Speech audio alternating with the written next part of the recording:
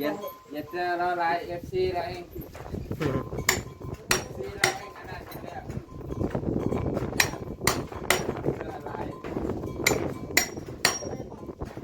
ใช่ไหมแล้วมีหรือเปล่าไม่ตัวยุ่ง เจ้าเห็นแล้วว่าหาของเจ้าเนาะเดี๋ยวเพิ่นเลิกหาเมื่อเจ้าเจ้า เจ้าแล้ว อ้าวบาทนี่คือบ้านนั่นเนาะเจ้าไปเจอผู้อื่นหาตายครับไม่ใช่เกิงก็เห็นอยู่ไม่ใช่เกิงแต่เจ้าสามารถเอาได้บ่ก็เห็นอยู่ก็สิบอกเจ้าพวกกันใดเจ้านี่เอ้ามั่งเอานี่เลย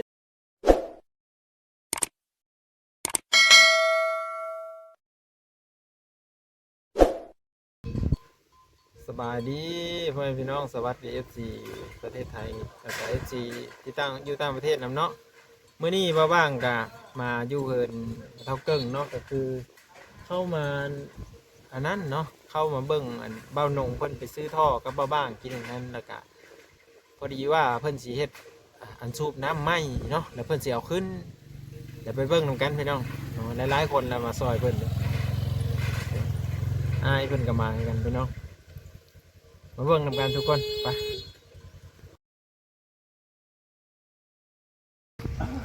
ทุกคนมาเบิ่งนำกันเพิ่นเอาขึ้นเลย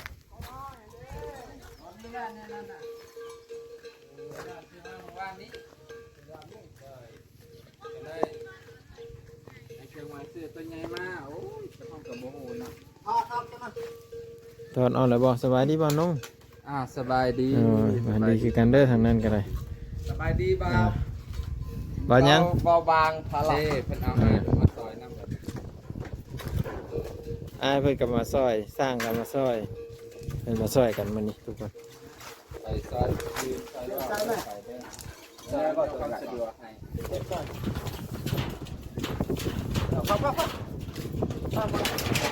บ้าได้ก็สิตัดแล้วกันมาแล้วบ่เลยไปจริงๆเด้อเอาเสือกเป็นแบบจอดมันได้ตัวเป็นลูกได้ใช่ว่าเสือกเมื่อวานนี่ได้บ่ตัดเลยมันก็ได้อย่าว่าได้ได้ผมได้กระตุ้นทางเนาะได้ได้แต่อีกนะยังอันตัวฮะนักเตี้ยครับตัวรกนายเอาทอตัวนี้ต่อเลยอูดบ่ได้อูดได้เด็กขอต่อมันมีอยู่นี่มีได้เอาเป็นปีนเพิ่นสิใส่ท่อลงไปอีกทุกคนเนาะเฮาไปติดตามที่ช่องบ่หนงเด้อพี่น้องได้เพิ่นสิถ่ายให้เบิ่งว่าเจาะท่อนะเจาะท่อแล้วก็สิเฮ็ดคันโยกคันเยกบ่เด้อนี่นะเพราะว่าเพิ่นมีแบบอยู่เนาะแต่ว่าท่อตัววาวนั่นเพิ่นเอาออกมาแล้ว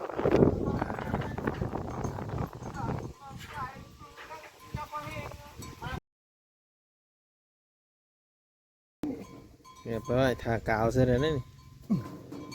ปั๊บแน่นแล้วบ่นี่แน่นตึงนี่มัดแหงยู่ลงเลยโอ้โหจำเลยป่ะจำเลยจำคู่ครึ่งเลยนะปล่อยเลยว่านี่บ่คัดยู่เลยว่าปล่อยมันบริมีน้ำปรุงไว้ดอกเนาะตัวนี้มันเป็นทอนี่ซื่อมันบ่คือทอตัวนี้ได้ทอตัวนี้มันมีน้ำปรุงไว้ตะปั๊บชูกว่านี่ชูมันใส่ตัวนี้ก่อนใส่ตัวนี้ก่อนใส่จะคอยกันไปเก็บหน่อยมียังบ่เหนียวอยู่เนาะดีบ่ตัวนี้เป็นไอ้วาวมันดีบ่ได้ยังได้อยู่รอบตัวนี้ว้าวสู้ใส่พวกมึงดูพวกไอ้เอาของห้องแล้วเรายกเขาเลยมาลังในนี้มาทุกเกยย่านฮักเพื่อนแมนยูอันพอเนี่ยเป็นแมนของเพื่อนเป็นญาติไอ้เกิดเดียวว่าญาติก็มันอ่อนดีเนาะพอนี่ไปรุ่นๆเนาะคนละคอของไทยไหมใส่ดีง้อดีมันนะเรียบร้อยต้องสูบกันจังครับ จุ่มมือจะไป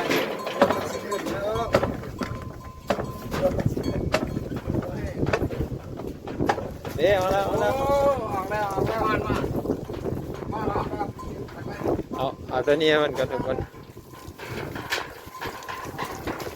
เอาข้างนี้ป่ะเอาซุปคนไปแล้วมา ยัง ว่าเป็น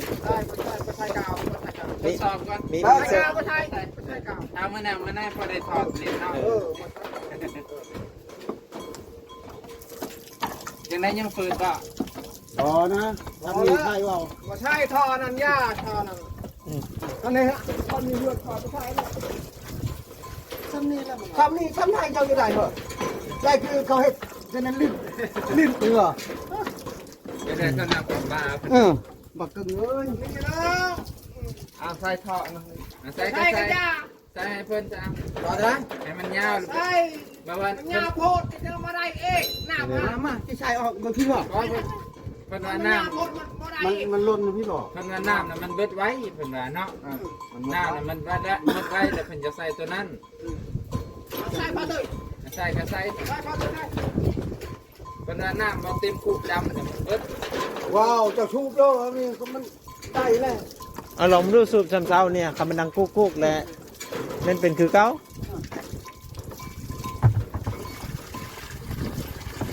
ก็คือไปว่า เกิดว่าหรือมอน หมดเลยพูดหนามก็พูดหนามนะมันใช่ไหม มันหนักน้ำ โอ้โห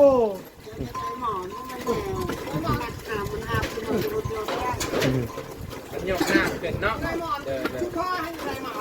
ยัง มัน ไง จะได้หมอมันนี่เป็นแปะแห่ ของเจ้าน่ะใส่ไรเรียบร้อยเลยเออ ได้แล้วได้แล้ว โกยังเอาไว้แป๊บอันนี้ ได้แล้ว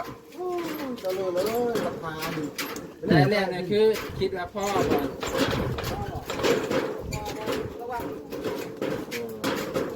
เป็นแบบพ่อแล้ว นี่หนัก แต่พอพ่อกะต่อมีหนาตัวนี้ง่ายยี่ดอกต่อคนเดียวก็ได้ เก่าไม่มีจะต่อเราเดียวก็ได้จะข้าวตัวไหน บอกเผื่ออันนี้คนที่ใส่เสา โยมเอาในนี้ว่า โดยโยมเอามันได้เสือกตัวนั้นแหละสิมัดสนั่น มัดชนี้เลย โดยพอบ่ให้ ปูนี่ครับนายเลยไปได้ให้เฮ้ยปูซ้อมตัวอื่นมาคือ บ่ให้เกิดมาเป็นตะปูแปดนั่นแหละเป็นไร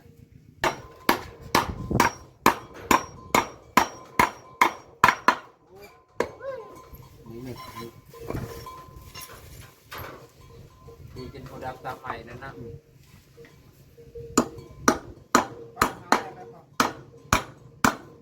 มาเพื่อได้ละก็ช่วยจะช่วยด้วย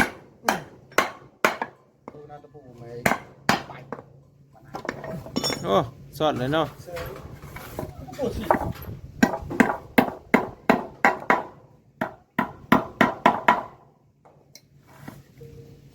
เน้นนะถาวร เจาะไอ้บ่เจาะเสื้อน็อตนะบ่ น้องเจาะจะเห็นได้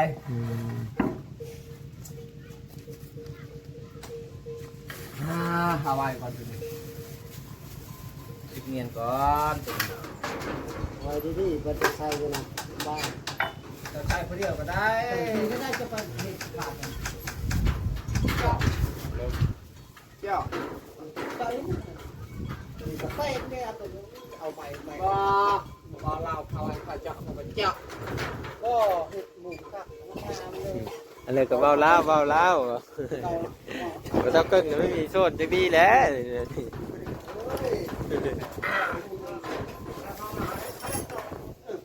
ไล่คำปีก่อนนะเคย มาแล้วก็เจอเดี๋ยวคอย เย็ดเจอเราไล่FC เราเอง FC เราเองขนาดนี้แล้วเจอไล่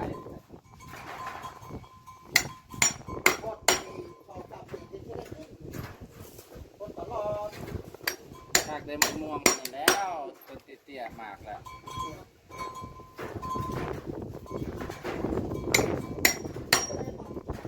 ใส่ใหม่แล้วมีหรือเปล่าไม่ตัวโยก cái châu hay là bao hà không châu nó dễ với lớp hà mà châu châu เจ้าอะไร แล้ว อ้าวบาทนี่คือบ้านนั่นเนาะเกินเจ้าไปเจอผู้อื่นฮะตายครับไม่ได้เกิงก็เห็นอยู่ไม่ใช่เกิงแต่เจ้าสามารถเอาได้บ่ก็เห็นอยู่ก็สิบอกเจ้าพวกกันใดเจ้านี่เอ้ามั่งเอานี่เลยเนาะมาหนุ่ม บ่คันได้ทำไมหัวมันไหลนะงามเลย พอดีเลยแหละโยกนะ ชายเกินกับเขานั่งมันฉาก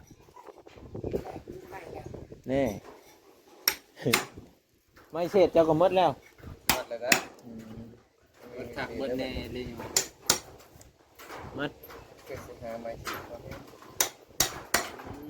เกินความสามารถจะต้องหน้าคอยโอ้แต่มัน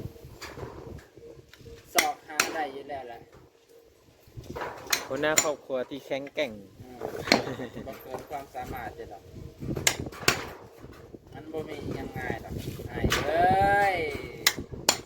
ง่ายที่อันเดียวนั่นแหละตึงกิรอันนั้นบ่ต้องเว้า ว่านั่นแหละบาอาณาขอบป่องเอ้ย ไอ้ลีแหละอันนั้นน่ะง่ายปุ๊บ ขันพ่อคองเจ้าก็ได้เอิ้นเราลุงนั่นแหละ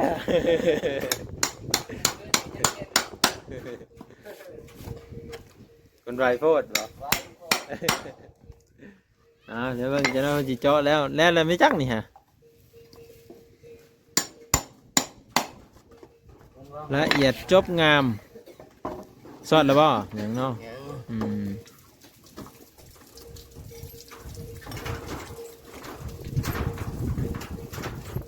มันก็มอดกว่าเก่าป่ะ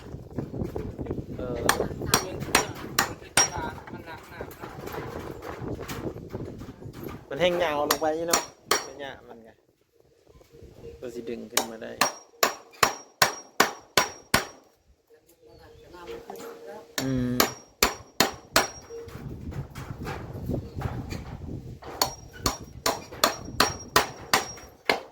ถ้าเบิ่งนำกันอันนี้คือเพิ่นเจาะนี่ก็ต้องได้ใส่น็อตสอดครั้งนั้นครั้งนี้อยู่เลยทุกคน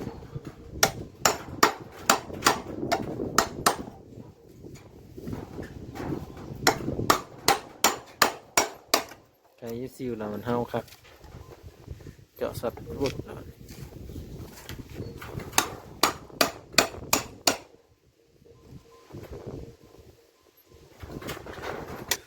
ตอนนี้ก็คือพอเท่าเกิงเพิ่นกะกำลังต่ออยู่ทุกคนเลยต่อเพิ่นสิสอดเล็กเซิร์นเลยเนาะเพื่อว่าจะเห็ดเป็นการโยกเนาะเป็นการโยกเราจะได้โยกน้ำเพื่อให้โยกน้ำสะดวกสบายนะพี่น้อง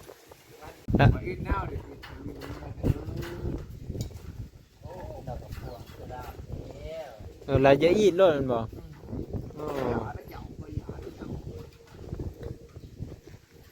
เราก็มาว่าสุเจ้าพังคือกันเนาะ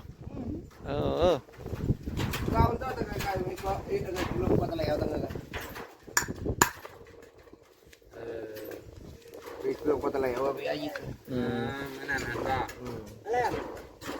กบเลยแม่นอนรับเพราะว่าแม่ก้อมลูกลูกก้อมแม่สงสัยอยู่เด้อ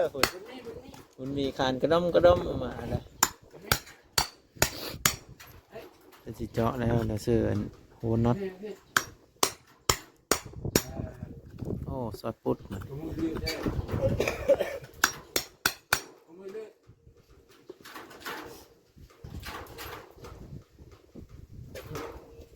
พอที่กระสับมันล่างไรเหมือนกันนั่นเนาะอย่าให้มันเลื่อนไหล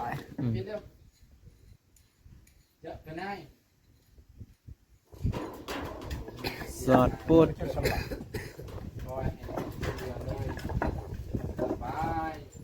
ข้างนั้นเดี๋ยวนี้อันนั้นน้องบ่เฮ้ยนี่ดูน้องบ่น้องไอ้นี่ดูเลย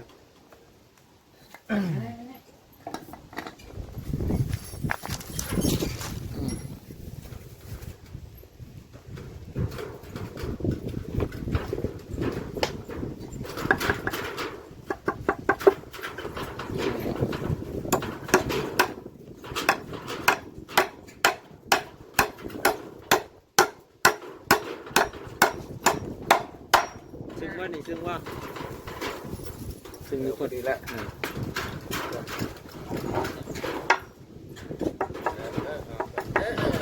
โ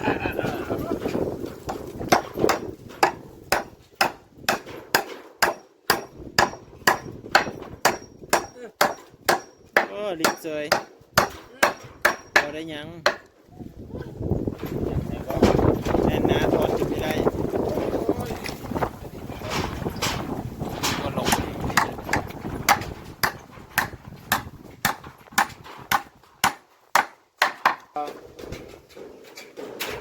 อันตามโพดแล้วย่ำโยกอันนี้ไม่ชอบที่ได้ปะเนี่ย พอดีแล้ว แปลว่าต่ำกว่าใดต่ำบ่เฮ็ดให้ขึ้นประมาณน้องเจ้า ดีว่า เกิดจะโยก เพราะว่า โยกมาให้เขาปมเลยได้โยก ไปเอากลมแล้ว อ่ะลองนี่เอ้าปันจะถึงจักกันเลย บัดโอ้ย สัมพี่บ่ เจ้านี้พี่ดีป่ะ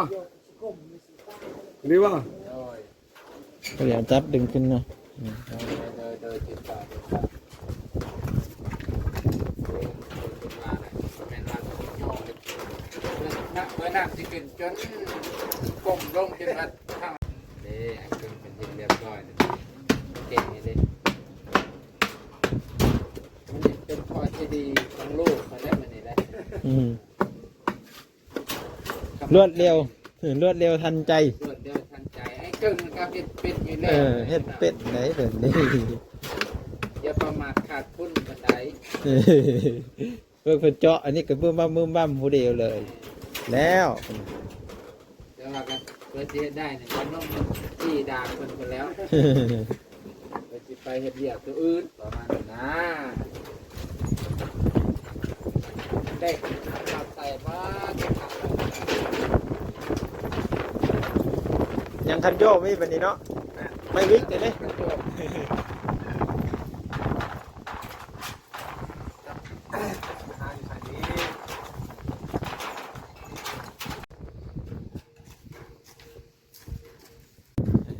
พี่น้องนี่เด้อเพิ่นเฮ็ดนี่กะคันโยกนี่ถ้าที่ตามเบิ่งที่ซองบ่หนงเด้อก็คือเพิ่นจะเฮ็ดคันโยกเนาะไม้ใกล้เอาไม้นะเพื่อจะจับดึงขึ้นดึงลงได้เนาะก็มีของเท้าเกิ้งนั่นแหละว่ามันโยกยากเกินเนาะมันเมื่อยว่าซั่นเนาะเพิ่นก็เลยมีแนวคิดหรือว่าไอเดียมาเฮ็ดตัวนี้ตื้มมานะทุกคนก็มื้อนี้ก็สิจบไว้เพียงส่ำนี้นะพ่อแม่พี่น้องก็มากับบ่าวหนงคือเก่ามื้อนี้2คนสิได้ปิดคลิปเลยบ่าวหนงเอ้ยเอาขอบคุณขอบใจ มาจาก สบายดี สบายดี ก็ติดตามเบิ่งช่องบ่าวหนงเด้อพี่น้องเด้อเดี๋ยวเพิ่นจะเบิ่งคันโยกแม่นเด้อเอามาวางจะปิดไว้เพียงส่ำนี้เนาะFC ที่มารับชมเบิ่งพ่อแม่พี่น้องเอ้ยมารับชมและติดตามเนาะมาวางขอขอบพระคุณหลายๆเด้อพี่น้องเด้อบ่สิงไข่เพิ่นเนาะเพิ่นรดน้ำอยู่ได้แหละทุกคนรดน้ำอยู่เห็นซุ่มอยู่บ่ดนอาจจะขึ้นเป็นอันนั้นขึ้นมาเนาะเอาไปแล้วพี่น้องเอ้ยไปนี่ไปแล้วเพิ่นมาปลูกพักปลูกอีหยังแล้วก็จังมาอัปเดตให้เบิ่งอีกเทื่อหนึงเนาะกำลังมาแล้วผมเอาติดตามเบิ่งช่องบ่าวหนองเด้อพี่น้องมาละ